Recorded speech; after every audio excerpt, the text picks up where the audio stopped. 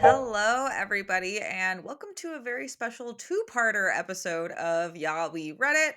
My name's Laura. I'm one of your hosts, My name is Meggie, and I am the other host. and we are reading the long-awaited Sunrise on the Reaping, another Hunger Games prequel by Suzanne Collins. Yes, it has been officially 4 years. Songbirds of Ballads and Snakes came out in 2021, so really long awaited, truly. Yeah, you're right. Yeah. Yeah, and you can go back and listen to us when we read The Ballad of Songbirds and Snakes. We read it with our good friends Brooke and Ryan, who host a podcast called Nation of Animation. And the spoiler alert there is it wasn't our favorite book. No, And I think Maggie and I are happy to report that this book was very, very good and definitely piqued our interest a lot more than the last Hunger Games prequel. absolutely. And if you are new to Yeah, We Read It, I know that our Hunger Games episodes can kind of reach new audiences. Just so you guys know, we are going to run through every single plot point. I don't want you to go into this having not read the book. Oh, yeah, It's more of like a spoilers. companion podcast because we run through the plot and dissect the Everything. points. So, Yeah. saying that at the Yeah. top, just want you guys to know that. Yeah, That's this how is we read great. it. This is a great medium if you don't want to read or listen to the audiobook. This is a horrible medium if you do, because we will say absolutely everything that happens. Yeah, this is like for people who have 9 to 5s. The joy Yeah, has left their eyes, and in I this just want the modern day gist. society, of course it Yeah, has. And you don't have the time or the emotional energy to read. We yeah, read for you. Hi. exactly. Hi. Welcome to Yeah, We Read It. And this is also for the people who have read it and are like, man, I just want to hear some of my friends talk about it. Maggie and I are friends, and we're gonna freaking talk about it. Friends and allies, dare I say. Yeah. Whew, okay, I think we have to start. Yeah, let's get This going. I think we'll open with this book is very much a tragedy. This is a tragic book because Yep. we know Haymitch's character from the Hunger Games series. We know how Haymitch ends up. We know it's not going to end well for him, knowing who Haymitch is in books 1 through 3 of the Hunger Games. Yes, I finished the book officially 3 minutes before we hit start on this podcast, and Laura had to walk me through breathing exercises because I was Yeah, we crying did so some box much. breathing. It was great. But we're like, okay, first half of the book is not that depressing. The first half of the book is a little light. We're easing into the drama of it all. It's a little sad, the first part.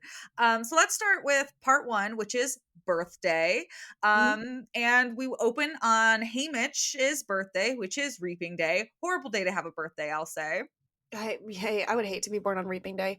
He is officially turning 16 and he lives with his mother, who he calls Mama. Very cute. And his younger brother, Sid. It seems that their father died in a mining accident, sort of similar to Katniss's. And his Classic. mom loves him. She is like, "Good morning, my handsome little prince. Ah, Can you fill the cistern today?" Which is this jug that he needs to go and pump water for 2 hours so they can do their laundry, essentially. yeah. We also know that he has a girlfriend named Lenore Dove. We also learned that his mom doesn't really waste anything. Like he puts on like flour sack shorts because his mom, she's hacked everything to make ends meet, given the fact that they're now a single parent household. Mhm. We also learned that Haymitch has a bootlegging job I love where that. he sneaks into the woods and helps Hattie brew liquor to be sold on the black market. So Haymitch doesn't have a great life, but he has a lot of love in his life, and he's not, all things considered, he's a pretty happy, chill guy. Yeah, he does. I mean, he's got a girlfriend, he's got a job where he gets to be around booze and be underage. Yeah, Probably bragging rights. You get to tell all your friends about that. That yeah, rules. pretty awesome. Because also Hattie, his boss, is going to give him some liquor for his 16th birthday. Hot, awesome, and she's going to let him go early so he can go hang out with his girlfriend. Also, an awesome day. So he goes to meet up with his girlfriend, Lenore Dove. As we know from the Songbirds of Ballads and Snakes, the Covey ancestry usually is a name of someone from a ballad or a poem followed by a color. So she is a part of that lasting lineage, which is a very nice little nod to that book. Hmm. She is a cousin of a friend of his, I think, Burdock, It's who Burdock, yeah. he is on the Everdeen side. another fun little nod. Another little nod, yeah. And she's out here just kind of feeding geese. That's what Yeah. she likes doing. Okay, I know. I think we all had a lot of like. This is going way back. I think we had a lot of strong opinions on Lucy Gray Baird's character. I loved Lenore's character in this book. I thought she had a lot of depth for even how briefly we get to like meet her and know her. There's also, I think, it's either a fan theory or someone was able to prove it within like the between the line pages that Lenore is possibly Maud Ivory's kid. So another nod to the Ballad of Songbirds and Snakes, because Maud Ivory is obviously Lucy Gray Baird's youngest cousin. That also just might be a fan theory. I like to believe it. I like Um, that. That's really cool. yeah, yeah. But Haymitch and Lenore, they're going to talk about the reaping. She's going to give him a fancy flint striker for his birthday. That's the symbol that's on the front of the book here. So this is the flint striker that she gives him. Too hard to explain. Otherwise, it's just like two ends. One's a snake, one's a bird. Yeah, And it's essentially really how fancy. you get a spark from it is you beat it against a rock, Yeah. and I'm sure that these things actually exist. Oh, I Maggie, didn't Google it. Maggie, have you not heard of a flint striker? And so what happens next? Maggie's not watched a single thing of Survivor. Uh, I haven't, but I'm on Boston Rob TikTok right now, that's so. so I mean, yeah. When I read Flint Strike, well, in Survivor, you can just use a knife, but Flint Strikers are also real things. yeah. Um, well, Suzanne Collins made up a tool for this book. Yeah, I'm like, what an incredible name that she picked for it. Don't know where she got the inspiration Yeah, from, and Maggie, but I'm sorry for bullying you and not letting you move on from this. anyways, so Hey Mitch got a flint striker, apparently a real thing according to Laura. Nobody knows. We don't have the internet. And it starts up a flame. It's gold. Like she said, it is the, logo on the cover. Very cute. And we do get a fun little backstory to this. Her uncle, gay, fun. We only recently started getting gay characters in the Hunger Games confirmed canon since 2021, the Ballad of Songbirds and States. We had people were kind of wondering if Plinth, his friend, was gay, which was fun. But there was a gay couple. I'm digressing. I just think it's really fun to know that they introduced a gay couple in the Ballad of Songbirds and Snakes. So recently new thing. Um, the uncle does not approve of their No. relationship at all.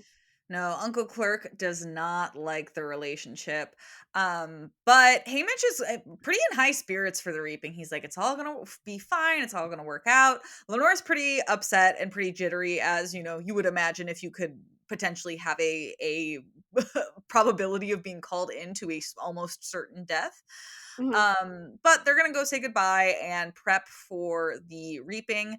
Haymitch is going to take his bottle of alcohol to the Seam, which is District 12's black market, which we know from the first few Hunger Games books. And we get to meet his classmate Astrid, who also sells medicines on the black market. And he sells her his liquor bottles so he can go buy something for Lenore. It is officially reaping time. We dive right into it around page 19. This year's Hunger Games is a quarter quell, which, as you probably know from Catching Fire, means it's got to be special. In the first quarter quell that they had, really, really sad. The people had to reap the children from their own district, like choose Get them. a vote. That's so fucked. Horrible. And in the one Hunger Games previous to this one, they had like these huge badgers. They turned all the lights off in the arena and the mutts ripped off the faces of the tributes. So Haymitch is a little stressed. Safe to say he is stressed. Yeah, yeah. The Hunger Games have definitely grown from, the simple arena setting that was in the 10th Hunger Games from the Ballad of Songbirds and Snakes. They've really stepped up their games with these impressive arenas, these horribly genetically modified mutations, Mhm. so on and so forth. Um, his friends Burdock and Blair are going to stand next to him as they wait. This is where we get confirmation that Burdock is in Everdeen. And then the reaping is going to start. We get introduced to Drusilla, which is this book's version of Effie. She's much older and a lot more cruel and blasé about it all. Yes, very obsessed with the idea of maintaining status, but seems like someone who shops at Ross, which is not a Yeah, Ross. very He just gaudy, gaudy he's very appearance. yes. And for this quarter quell, it is going to be 48 tributes. They've doubled the tributes, as you guys probably expect. They call up, I mean, the names go pretty rapid fire. The first up is Luella McCoy, a younger girl who Haymitch sort of sees as like his first sweetheart because she once hit on him. It's giving like distant younger sister vibes, like, Yeah. oh, I'm kind of her not life coach, but distant younger sister vibes. Life coach. Yeah, exactly. Then is Maisley Donner, who is sort of an upper class of District 12. So people weren't really expecting this. And her family is like trying to buy her way out of it. Yeah. Yeah. Yikes. And last is gonna be, or sorry, next for the boys is going to be Wyatt, who is 18, which sucks because this was his last year to possibly be reaped. So he was just out of the stress of it. And then we I get a know. call for a guy named Woodbine, and Woodbine is not down. He immediately tries to run from the reaping, and peacekeepers automatically step in, and Woodbine gets shot. We kind of expect Woodbine to do something kooky and chaotic Yeah, because before his name is called, the background on his family is that most of them are just like suicidal. So yeah. I was like, here he Like, goes. what's Woodbine gonna get into next? What's this? The wacky shenanigans of Woodbine. Chaos does ensue as this dead kid is just laying in the square. His mom is trying to cradle his dead body, but of course, not awarded a moment of peace. And Lenore is right behind her and arguing with the peacekeeper, trying to maintain this moment where they can, have a little bit of intimacy. She Yeah. just lost her child. Yeah, and Drusilla, it's chaos. Drusilla's like yelling about the mess that's going on and just like, oh, this is ruining my reaping. Haymitch is like, I don't want Lenore to get in trouble with this peacekeeper. I'm gonna go like intervene. Mm. And peacekeeper does not like that Haymitch has inserted himself in this situation. He immediately gets gun jabbed to his temple and immediately falls to the ground. We learn Mm. Peacekeeper is none other than Plutarch Heavensby. And Drusilla makes her way over, and her and Plutarch are like, hey, Haymitch is going to be the next tribute. What's your last name? Exactly. So they've got about 5 minutes to get into place. They got to cut the footage of Woodbine and all of the ensuing chaos. They reset since they have to walk through all of the steps again to get this footage. They make Wyatt walk back up and they call Haymitch this time to make sure that, it gets aired. They also say there's no goodbyes because they're like, we're going to punish you for what just Yeah. happened.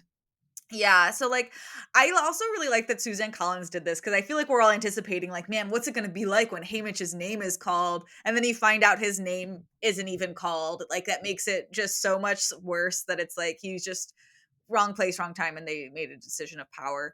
But yeah, Mhm. they lose their goodbye privileges, but Plutarch is gonna go around. Is it Plutarch or Plutarch? Have we ever confirmed that? I feel like I I don't know. always I say say Plutarch. Plutarch. I'll interchange. But he's gonna go around and get reaction shots of like people's names getting called, which is so messed up.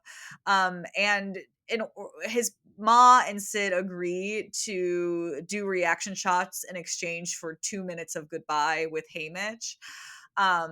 And it's not enough. It moves so fast before he is whisked onto the train and taken to the I capital. know. He's trying to get his family not to give in because he's like, "The capital doesn't deserve this," but obviously his mom is like, "Whatever you need, we will react so we can hold my child one more time." Yeah. And they're trying to get a tearful goodbye out of Lenore Dove, and she does not give it. She does not They do not let them have that, and as the train is pulling away, he sees her standing on a hill in the distance, and she's just wailing in the rain. Red Yeah. dress, holding this bag of candy that he bought for her that Sid got to her.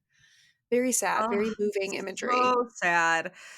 Reality sets in on the train finally. He's there in silence for a while, just really like replaying it all in his head. Like he's even saying things like, why did I tell my, 10-year-old brother that he's the man of the house now? That's way too much pressure to Yes, give to a Haymitch 10-year-old. the point of view of Haymitch is fascinating because he Ah, carries so much guilt with him and, is so different from the seemingly confident guy that we get in the Hunger Games because he's yeah. always doubting himself. I found that very fascinating. Yeah, yeah, no, Haymitch has such like a like fake it till you make it vibe. And it's like, I'm going to be this version that I think people see in me, that I can take care of people and I can protect them. And I want to be able to help people as much as I can. But then he Yes, has so much doubt and so much inner saboteur. It's a very, very interesting because character. going into this, and I'm sure in this world, the victor of someone with double the amount of people you think is gonna be a hard ass, but we get the hard ass with Katniss, but we get, like, No. a little bit of a more humanity to me with him. I thought he was super Yeah. relatable.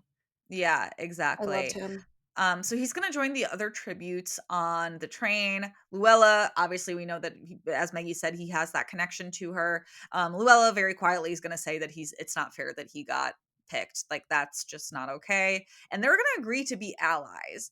And whatever that means, we don't know yet. They're just going to agree to it. And Plutarch is going to bring them some sandwiches so they can start fueling up for this nightmare they're entering into. Yes, and I love the sandwich, because we get a little bit of a glimpse into the other tributes as well. Wyatt's kind of aloof and bulky, he's a sizable opponent. Yeah, Maisley is a twin to someone back home. Marley. So Haymitch has a weird kindred relationship with her because he had lost twin sisters of his own. They were younger than him, but she is kind of snobbish. She's been a brat to both Luella and Haymitch, very mean girl vibes. But here it really works out because when the workers are trying to give them food, she's like, "Do not let them debase you. Where are our dishes? We're not just gonna eat like the Yeah, like, "Where's our filthy silverware?" grease." Like, "Oh, you expect me to eat with my hands like some, like, animal?"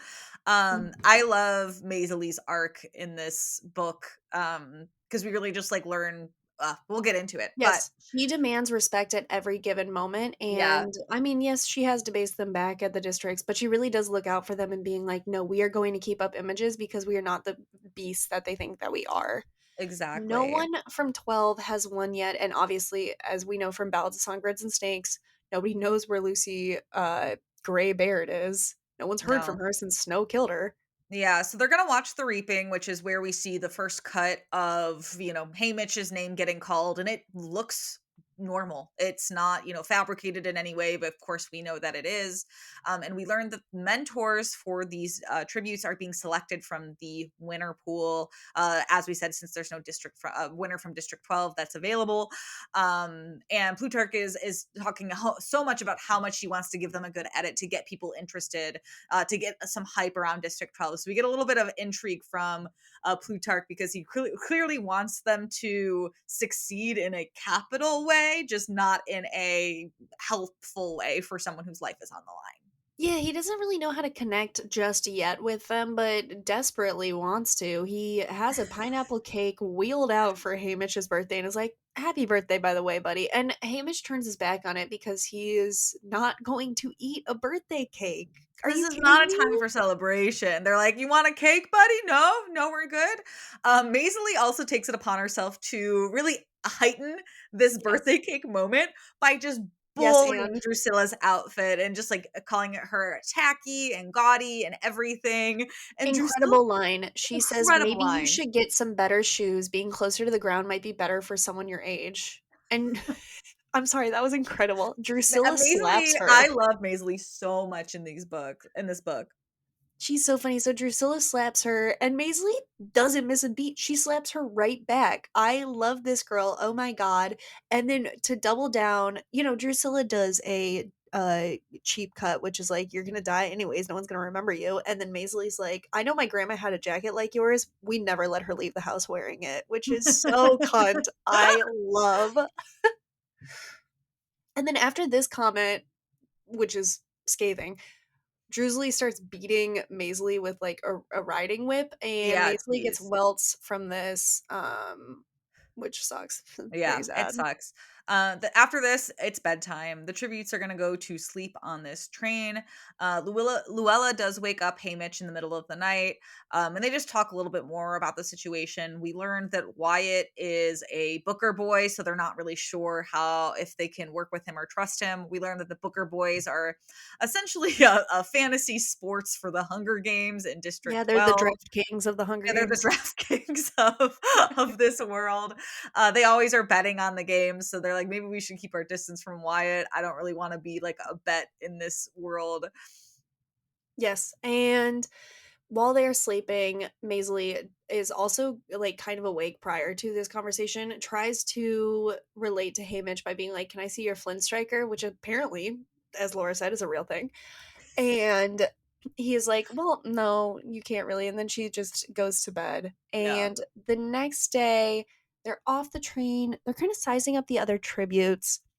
Wyatt saddles up behind Luella and Haymitch and starts rattling off stats. He's like, "That's Panache Barker, District 1 tribute. He's left handed."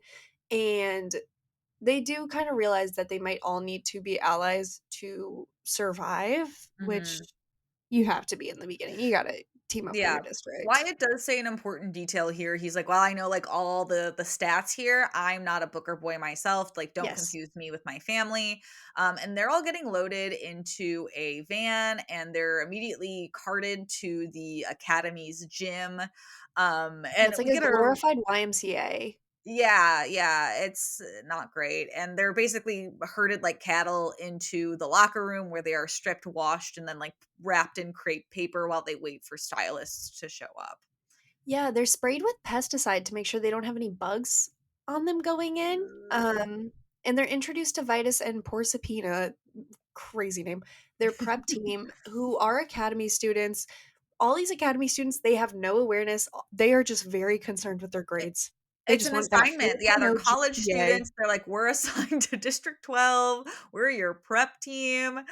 We also learned that there's this guy, Magno, who is going to be their stylist, essentially. And Magno does not have a good reputation, and he's not there right now. So that's not good. No, yeah, he is super late. Usually he just dresses them up in the same coal miner outfits, and he finally shows up with, I'm assuming, 10 minutes to when they have to go out in the chariots. He tosses the outfits down. He's like, "Good luck. Who cares He about you all? Bye." he brings outfits from like tributes past. Like he's like, "Oh, the tributes wore this a couple years ago. You guys can use it again." So like Hamish has to shove his foot into a shoe that does not fit. It's really bad. They're in these ill-fitting outfits that weren't even designed for them. I think that how they show the handlers do not care about this is where I really was super on board with this book about how they don't care about the people in this game. I think it's like the first timestamp that we get in particular to show that everyone is really complacent. They have bought Yeah. into this system. Like, this is probably we're not in post-capitalism right away. I think post-capitalism is definitely the Hunger Games where we've descended into full-out fascism, but people are still protected by their privilege, and they don't really care about rebelling. They don't care about the poor working No. class people if it jeopardizes their status, and I feel like a lot of the books hypothesize on this, but this one really is like showing where they're at in Yeah. history and why Haymitch's actions are truly revolutionary because Yeah. it it is fascinating of like showing what's to come and Yeah. where they're at because by the time we get to Katniss 25 years later they're like so ready to rebel, but right now no one is. No one's No one ready to break the is. system. Exactly, exactly. Like putting this at the 50-year mark in the timeline makes so much sense because it's like it's been going on for so long that just this is just truly how it is. And Mhm. it's just so well done. Yeah. But they finally get into these old outfits. They're loaded onto a chariot for the opening ceremonies. And we do notice that there is a mob there that are protesting the opening ceremony. So we know that there is some rumblings of rebellion. Mhm. One of the mob launches a firework that sends the District 12 chariot just flying down this road. They're all trying to really gather their bearings on it, but they are ultimately launched from it. Luella and Haymitch are, while Maisley and Wyatt were able to keep hold. Haymitch and Luella obviously launch into the air. Haymitch notices that he landed in a pool of blood, and when he looks over, he sees that Luella's head has been cracked onto the ground, and the blood is none other than hers, and she is no longer with us. Yeah, so she died bleeding out. Haymitch is really pissed about this. He doesn't want the peacemakers to just take her body. He feels that that is super disrespectful because they're not going to show that she died from negligence from the Capitol. So he scoops her up. climbs aboard District 1's chariots during this chaos because he knows if he is the first one to President Snow's mansion, this will be televised. So he gets to the mansion, he is holding Luella in his arms, he lays her down in front of Snow, and he locks eyes with Snow and begins to clap as if like, "Bravo, Yeah. you did a great job, look at this wonderful show you've put on," which is bold. Very bold. The opening ceremonies really get ended here. They're like, "We're not okay, too much happened. We're just gonna cut it. We're gonna cut it for the night." But, we do take note that people do seem to be really, really interested in, Haymitch and the other tributes from Yes. District 12 now. The reporters are obsessed with him and they keep asking him questions like, "Who are you?" And the peacemakers go, "Don't do it." And Haymitch spits on the reporters twice. Yeah. Amazing. Awesome. We get introduced to Ampert here. They've like chained up all these tributes again to load them back into a van. And Ampert from District 3 is like a 12, 13-year-old boy. Lots of personality though. Yeah. He doesn't seem like very depressed here. He's just like he's strategizing. He introduces himself to He would do Haymitch and he's wonderful like, on Big Brother. yeah, he's like, just so you know, dude, I am building an alliance. Just keep that in your pocket. And they have a little moment. Like Ampert like shows him that he knows how to like pick a lock. It's cool. Yeah. He says that he's trying to recruit people. He's got District 7 and District 8 on board. 11's kind of thinking over if they want to be Mhm. allies, but they're going to overthrow the careers, then, keep it for us because I mean, there's more careers in this game. There's double the Yeah, amount of them, so that's a huge threat. Haymitch is grieving Luella though, so he's like, you know what? I'm going to give it a hard maybe yeah. that I will return Um, to this.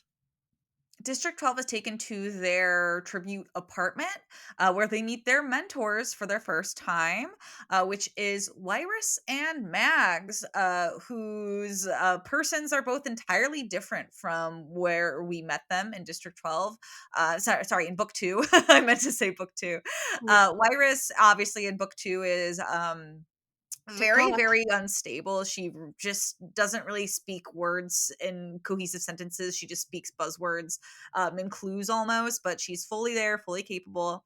And Mags also, who does not speak in Catching Fire, she does not talk, is a very, very caring and still very like maternal mentor. So we really get to see kind of the who they were before Catching Fire. Yeah, and It's really he's nice. skeptical of Wyrus because he's like, "Oh, how Wyrus won her game was her arena." I thought this was interesting. Would love to see her games too. Was Yeah. essentially all reflective surfaces, so everything was a mirror. The lake mirrored the clouds Yeah. mirrored the lake.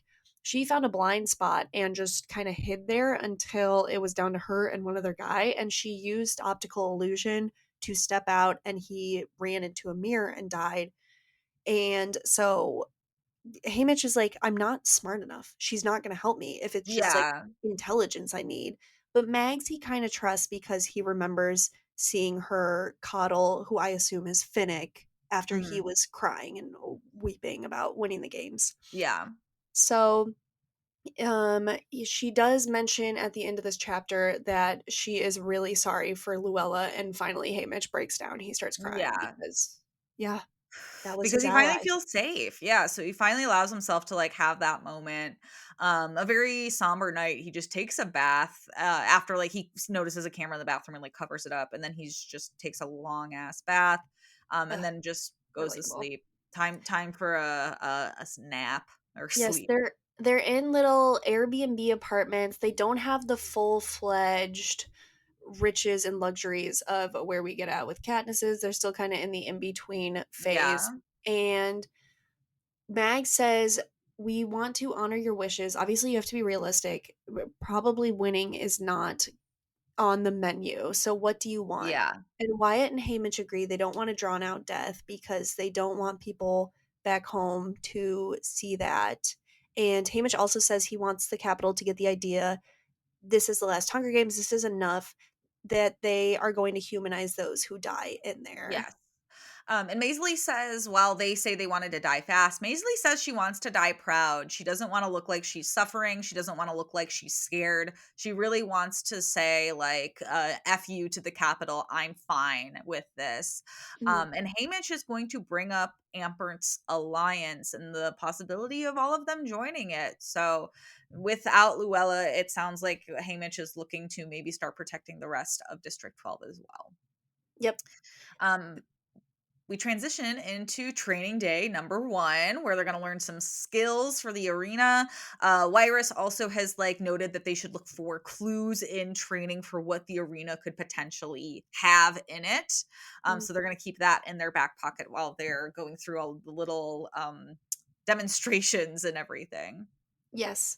The first thing they go to is knife throwing. Hamish befriends District Seven's Regina and asks her if she's joining District 3 Amford's tribe when someone randomly knocks into him in this kerfuffle. And the moment of being off balance makes him wonder if they should take the peacemakers down because they outnumber them by quite a lot this year. And Yeah. they don't jump at the opportunity. And No. Plutarch afterwards asks him, why didn't you do that? Like, why do you just agree to the Capitol's conditions? Yeah, and And it's important here for Plutarch's character that like Plutarch is not asking this in a way to taunt or to capitalize on the fact that he has power over these tributes. Plutarch is genuinely wondering, why didn't you? And as sincere as you can, like Plutarch's like, if I was in your position, I feel like I would want to. Why didn't you? Like I just want to know.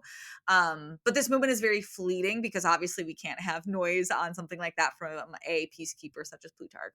no, they do respond they don't want to die, which I thought was another interesting marker as opposed to the Mhm. other Hunger Games where, by the end of it, they're so desperate to live and still have something to fight for here. Whereas at the end, when everything's falling apart with Katniss, they don't. Like there's still Exactly. like a bit of hope that they could maybe argue their way out of this and change the Capitol's mind. And Mhm. by her time, disillusion has completely, you know, Yeah. evaporated. But Plutarch Haymitch, does seem to be genuinely upset about Luella's death, yeah. and District 12 does agree in this moment to couple with the others. They're gonna team up. Yeah, I like this moment a lot because it's more of like Haymitch laying out to Wyatt and Maisley, like, we clearly need some help. I'm going to align us with Ampert. And he's like, but you two hang back. Wyatt, don't do all this weird math stuff. And Maisley, be nice for once. This is a very like good fun moment in like the seriousness of the situation, which I think we need those rooms of breath a lot here. So it's very, very Mhm. nice to see something like that. Um, Yes. yeah. And Ampert is like, "Hey, by the way, someone I know wants to talk to you. My dad wants to talk to you. He's actually here." And he wanders over to kind of a shadowy corner where Ampert's dad has his own booth. And it is Beatty. It is our District 3 winner who shows up in Catching Fire, who is played by the actor who is in American Fiction, who I actually cannot think of the name of. But it is Beatty. We all know Beatty. Horribly tragic that the dad has to mentor his son to die because he is elected to be mentor. He was trying to sabotage the Capitol's communication system. And so Haymitch is like, all right, I'm going to take pity on this guy. I'm going to learn whatever the fuck he's Yeah. teaching right now. Yeah, and a very bold of Beatty. He's like, "I've got nothing to lose. I'm gonna be honest with you, dude. Like, I'm being punished because of my actions. The Capitol did not like what I was trying to do." Oh, it's Um, Jeffrey Wright plays him. Okay. yeah. But he's like, "Hey, how about I show you how to make a light out of a potato in my little station here?" And this kind of leads them into a conversation that the arena could be broken. And Yes. Haymitch is putting his little gears, his little thinking cap is on, and he's like, "Me talking to Beatty can be an asset, and I could learn how to break the arena from him." Yes, because Beatty broke his arena and electrocuted everyone inside of it. Yeah, Amfer replies that 3, 7, 8, and 10, they're all in. They're yeah, all good. They're going to hunt down the careers first. Haymitch needs to recruit the rest of the districts, which would be 6. and 11. I think 9 is not going to, Yeah, but I'm not nine's really been kind of sure. on the fence this whole time. But District 6 is not like a strong or beefy looking district.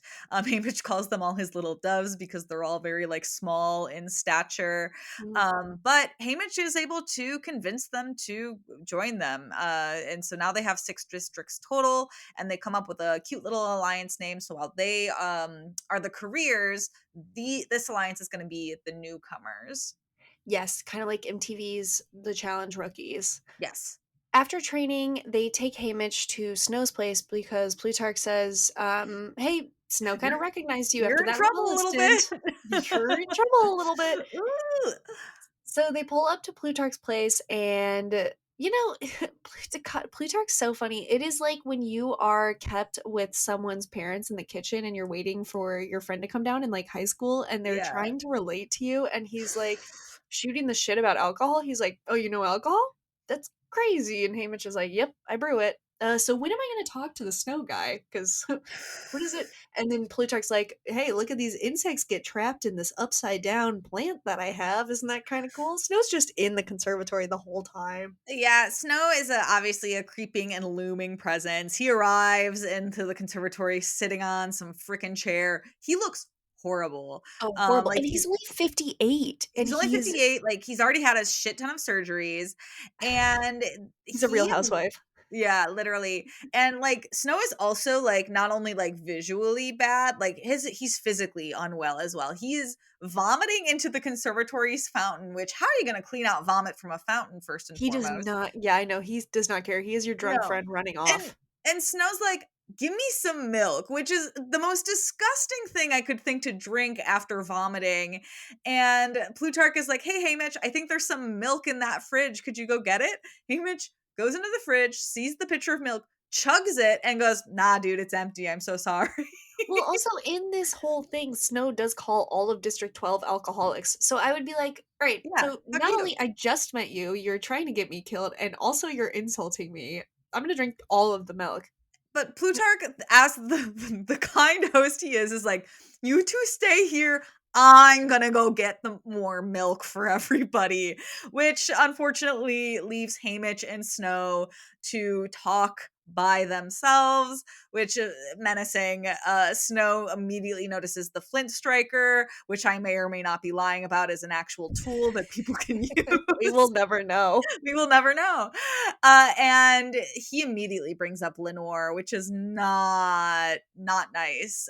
So we know that Snow knows a lot more about Haymitch than we thought he does. Yeah, Snow has realized that Lenore is a part of the Covey tribe, like his love, Lucy Graybeard from the Ballad of the Songbirds. And he's like, "Isn't it kind of crazy dating girls like that? Like, you never feel involved in her future plans, I bet." And Haymitch is like, "Why is this so on the note? Like, how does he know this much about District Yeah. 12?" And he's going to be as blunt as possible after like teasing him about knowing more about his life. He literally says like, "I will orchestrate your death based on your behavior." Like, this is a final warning. Yeah, he's Like, like, that is "Be nicer to me." chilling. He says we have mutts to serve tributes this year. So they have like designated creating these mutts as, I guess, some poetic death for each Yeah. individual, which is nuts. I also do think it is really funny that like throughout time we know Snow is vomiting up blood because he is trying to keep down poison that he's poisoning other people, and he's trying to pass it off as nonchalant by also poisoning himself. Like, I don't know why, to me that is just the funniest attribute to Snow, is that he's always just Hilarious. poisoning And I himself, was and like, he's like, "Really, "I they fine." won't even know that I'm gonna do it too." Um, but this first part of this book, ends, and we're gonna transition to part 2, that after Snow has deliberately threatened, Snow oh my god, Haymitch, deliberately threatened Haymitch, he's like, "Hey, Luella, come on out of the doorway." And we see a shadowy Luella standing in the doorway. And we enter into part 2 titled The Rascal, and we realize it's not actually Luella, but it looks a whole lot like her. It is someone who is dressed like her, and Snow says, "This is Luella now." Yeah, we get body doubles, which is truly haunting. And I was telling Laura I read this book really fast. I had a horrible nightmare dream that my niece got carted off and then came back to my door banging as a body double. So truly, this It's element fucks with the psyche. This was so scary. this was also so scary because you realize we're at the 50th Hunger Games. It's so clear that they've done this before because it's so Right? casual, it's so nonchalant that you're like, "Oh, this is not the first time a tribute died before the games and they replaced them with somebody else." Yes. So it makes you question who else have they done this with Yeah, prior?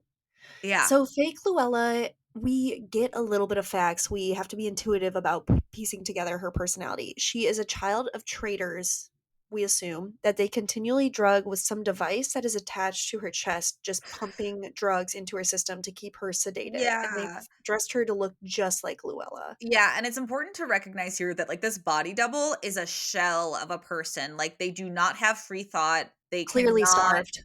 they're clearly starved, like, she just keeps repeating, "My name is Luella, and I'm from District 12," over and over again. She cannot hold a conversation, she has no thoughts, she is just a vessel that is there. Almost comparatively, she's a Furby. She has, like, 4, 4, like, That is the pocketed funniest. catchphrases and just wakes up at random times throughout the night. I love that comparison. I It was is, not it expecting is. that.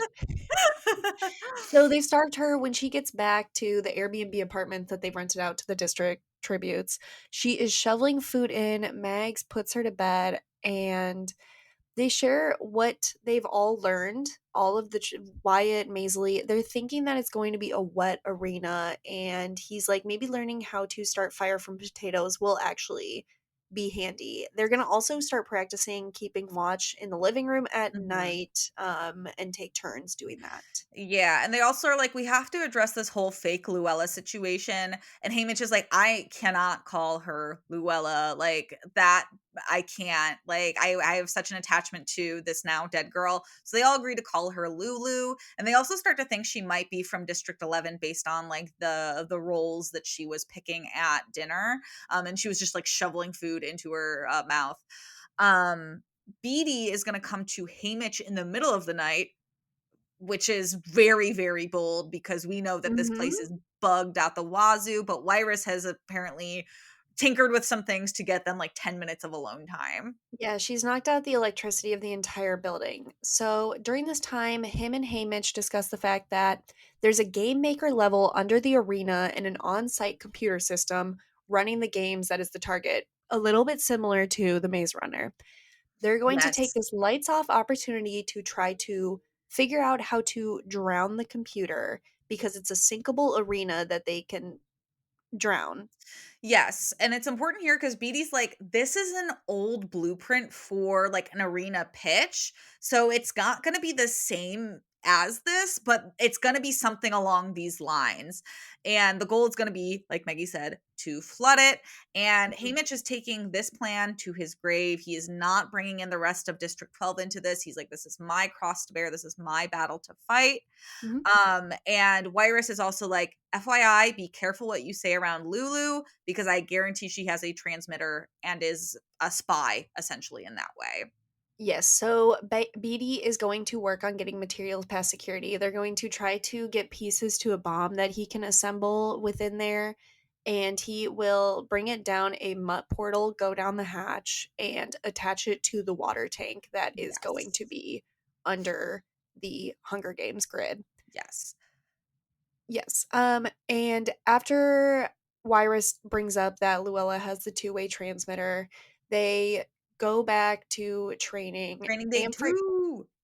Amfrit mentions that they gotta get Nine on board. So Haymitch goes near them and overhears a career, aka Panache, trying to recruit them. They say no, and then the Panache is so mad he breaks one of District Nine's flower pin tokens, which is really sad. It's really sad, but Maisley, like, notices, like, the token he broke was, like, from, like, a young tribute, and Maisley goes over and she's a crafty girl. She is able to, like, make glue and piece it back together as best as she can. She's like, "Hey, I'm sorry, this is the, like, best I could do, but if you maybe ask your mentor for, like, some, like, better, more strong glue, I'm sure they could even, like, get it to hold even better." And because of this, District 9 and District 11 are going to join the Newcomers Alliance, and they're going to have 8 districts in total now. Yep, so it's going to be them versus the careers and District 5, and then they move on to the private sessions to try to get their scores, impress the game makers, and Haymitch is just going his approach is he's gonna try to convince the game makers he's kind of a rebel rouser. He's not Yeah. actually a danger, he's not a threat, he's not a rebel, that's for sure. But he's talking a little bit rebellious and not in a way that game makers like. No. He's like, He's giving a meg of a performance. He's like, "I was raped illegally, you brought in a body double of the only person I care about, and now I've brought 32 people together as allies who I don't care if I live or die.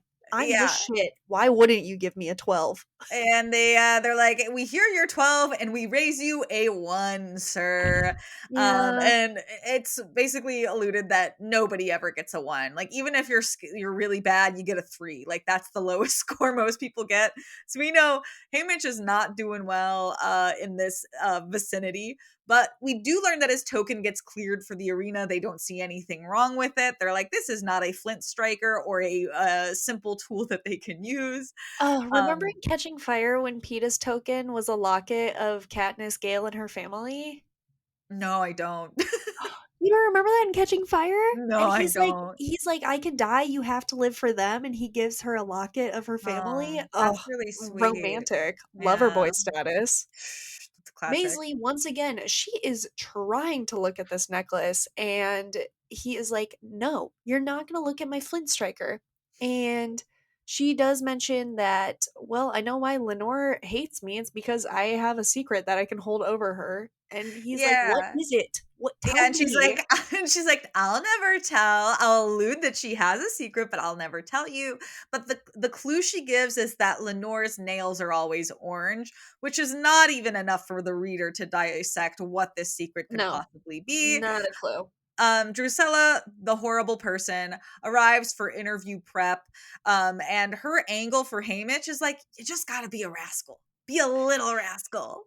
She's like, "Please do something to grab attention and stand out." She practiced interviews with Wyatt first, who says he's an odds man, and he is kind of rattling off his numbers. He's like, obviously, the careers have a hyper specific possibility of winning. He does say the fact that they're all in a huge alliance probably changes things, and he mentions that he would, if he had to take odds, he would bet on Haymitch because he's a wild card, which I thought was very Very sweet. sweet. In Maisley's mock interview, literally love her approach. She's just gonna dog on the capital fashion choices and just make enemies. She Yeah. doesn't give a flying fuck. She doesn't give a fight. Like I like Maisley's also like I'm going out swinging. I'm not gonna win, but I'm going out swinging. She's going out swinging. She's gonna say everyone's taste is terrible. How can you have all this money and look like you dress like an adult American Girl doll? I mean, she's really just gonna go out guns a Yeah, blazing. absolutely. Then we get to Posperina, very, very many syllable name, and Vitus. They're coming in for prep for the interviews, and they come in. I also love that every time they come in, they're always like, "Oh, Magno isn't here," because they enter high energy. Magno is sick. There's no costumes again. We get another fun little nod that Posperina's older sister Effie Trinket is going to come in, and she has raided their like grandmother's closet for old attire and dresses them in all black for these interviews. And I mean, thank God she's there because Magno is off fully licking toads. He is Yeah, which licking is like reptiles to gross. get high. Ah! So she dresses them up incredibly fancy funeral clothes, and then they head to the interviews. Before this, Beatty tries to pull Hamish aside for a minute to talk to him at the buffet and explains that they've switched out Ampert's token with a fuse. District Nine's sunflowers are now contain explosives. And Haymitch is like, I need to distance myself from people if I am going to be basically the sacrifice for this. So he explains to District 9 that it might be better off if they move without him because he's clearly being targeted as he scored a 1 and also Snow, I mean, Yeah. keeps targeting him. Yeah, and Magno's now gonna show up high as a kite, toad licked as a kite. He's waving a snake around. His whole thing, I don't think we touched on this, is like he was almost banned in years past because he kept doing like reptile fashion with live reptiles, He's and just he's taking a doing it chance again with for a Anna snake. He Wintour of like the books. yeah, and he's causing a chaos. He's like, "Where are my tributes? I need to dress them." And they're like, "Magno, they're already dressed." But Lulu takes a kind liking to this snake, so she's gonna hold it the entire interview, which is actually very endearing. She Um, kisses it on the mouth and now it's hers. yeah, Caesar Flickman, a young Caesar Flickman, who we met in obviously books 1 through 3. He's coming in, he's hyping up the games. It's the quarter quell. What's not to like? And the interviews start. And once we get to District 12, we see that Maisley is absolutely roasting the crowd. It's hilarious, and they're in on it. They're like, "Read us to filth, mommy." And Mhm. Wyatt is doing his little probability and odds game, and everyone's like, "Wow, he's so smart." Lulu's interview takes a turn. She's Love obviously it. holding her snake, and it turns into her just yelling, "You'll murder us," over and over again. And they're like, "Okay, cut this short." Yikes. Yeah, and then it's Haymitch's turn. He's really got to turn it around after Lulu's performance. He does come across as a rascal. He is saying he's clearly pissed off the game makers and that he also sold alcohol to peacemakers back in 12. I mean, this is all going to clearly get cut. Yeah. And they're like, "What do you think about the fact that there are more tributes?" And Haymitch is like, "Oh my god, just more dumb people, I guess. They're all idiots." And the crowd is loving that. He starts Yeah. winking at this girl in like cat ears. He Yeah. really is milking it. He's got high charisma during all of this, but the crowd is eating it up. After Plutarch is gonna take him to his house, him and the other tributes, he's gonna be like, "I have some like last minute prep I want to do with you guys for like the games and everything." But Plutarch, he has another agenda. He's like, "Hey Mitch, I'm gonna prep with you first. I'm gonna get some footage of you so we can like cut it together." And he like immediately turns serious mode. He's like, "Hey Mitch, we only have a few moments. I need you to trust me here." And he gives Yes. Haymitch a phone call from Lenore to show how serious he is about working together. Yeah, because he says, "I know you don't like me, but a desire for freedom isn't limited to your district. So just Yes. know that." He has put his neck out to secure this phone call with Lenore. She has been arrested by the peacemakers because she took to the stage outside the Justice Building, sang a few band songs. Everyone joined in, very anti government, but it Yes. seems like she will not be charged with anything too serious. Yeah. She clearly apologizes because she's feeling super guilty, like she got Haymitch into this. And he's like, "Please don't get yourself killed because you feel guilty." He says his ghost will hunt her Yeah. down and never give her peace, and that he will see her in the meadow again, which really got me. Uh but Plutarch, like, obviously is like, "Hey, dude, I did this. I hope you trust me now. I have some information on how to break the arena. I know where the mutts come in and out of, so you can like use this information. And my last piece of advice to you is the Capitol will do anything to control the narrative.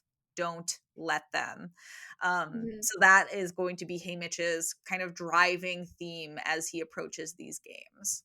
Yes, Plutarch also tells him that the sun mimics the real sun, so he will know where North is just based off that. Yes. They take promo photos. Plutarch gets a few bits of them, kind of making fun of the careers that he's going to edit together while they were on stage doing their interviews. And he reiterates to Wyatt and Maisley that Haymitch says that he's not going to be allies because they're gunning for him. So the next day, it is they none of them sleep. It is, their arena time. They're all being transported to the arena. And while they are on the helicopter, Lulu starts singing a District 11 song, and the 11 tributes are like, how does she know that?" And they're like, "Doesn't everyone?" And then she sings a very specific part of the melody, and they're like, "No, that one's specific. How does she know that?" And they're like, "She's probably from District 11. She's not really Luella. She's a plant, Mm, unfortunately." And it's really sad because they try to be like, "You wouldn't happen to like know know her. her or like who she might be." They're like, "We're really sorry, but District 11 is really big. There's Big. no way for us to know." Yeah. Um, they pull into the arena underground. There is line of 48 doors lining down a hallway, grouped in fours. 4 doors with a 1 on it, 4 doors with a 2 on it, so on and so forth. Haymitch gets the last door. In there is a room that just has a simple transport tube up into the arena and some black clothing. Effie comes in and checks his wardrobe, but it's a pretty simple outfit, just black pants, like nylon belt, even though there's no belt loops, and and again a black shirt. Mhm. They go to their launch pads to go up into the arena, and he pops up and he's like, "Wow, this arena is beautiful. Gorgeous. Green meadows stretching everywhere for miles, colorful songbirds, blue sky, smells of spring. There's mountains on the other side, meadow on the other side." And they do the countdown. He notices like a rabbit near him. He's like, "Damn, this place actually kind of fucking whips." Kind of rules. And the gong goes off. Luckily, a lot of people are distracted. They're not Yes. necessarily paying attention because it's so It's so beautiful. beautiful. That's how beautiful it is that people are not acting immediately. Haymitch is able to grab a knife and a spear, grab a pack, And yeah, yeah. and as he keeps running, the screaming starts. And that is where we are going to end this first part of Sunrise on the Reaping. Mhm. Yeah. Yeah. So yeah. We're gonna split it into part 2 because obviously There's these so are much to very talk rich about. books, even though they're small, can't fit it all because it's a But big world, and we really wanted to give it the time that it deserved. yes, yes, we didn't wanna do a speed run of it because it is such a well done book. Mhm. But we'll be back next week with more Sunrise on the Reaping. Yep, where In the we'll m get into the games and the aftermath of the falling out, and guys, I mean, if you've read it, which I'm hoping that you have because I hope you didn't listen to this and not have read it, that would be yeah, kind of I hope sad. you didn't make it this far being like, "Man, all these spoilers, we told you. We told you early We on that told there was you gonna be earlier. spoilers." But as you know, the latter half of the book, is pretty fucking devastating. So if you want to have a non-devastating time, you can follow us on Twitter and TikTok. Twitter, I keep saying it is a gut. That's not a thing anymore. I'm mostly on TikTok at Yaoi Reddit. I just am trying to post nonstop to get us a Woo, following. We'll see if it works. You can also email us at Meggie and Laura present at gmail.com. We love that. and we love And you. we love you. We will see you next week. See you next week.